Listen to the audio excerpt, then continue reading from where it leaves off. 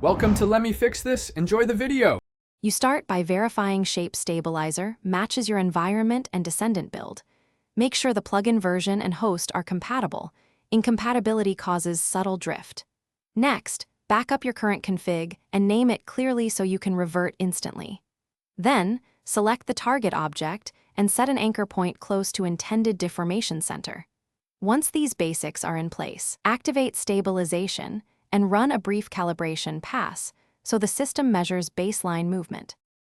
Now you tune the core parameters while watching live feedback. Increase stiffness incrementally until the shape holds, but make small changes so you don't lock natural motion. Simultaneously adjust damping to remove wobble higher damping smooths but can feel heavy. Use preview mode and run short 5-10 second motion loops to observe artifacts.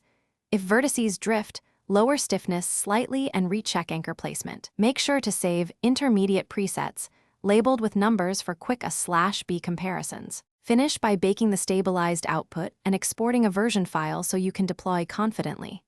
After baking, scan the mesh for seams, stretching, or vertex popping.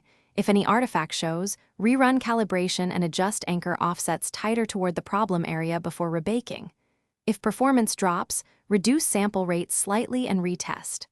One key troubleshooting tip: if behavior remains erratic, restore your backup config and change only one parameter at a time to isolate the cause.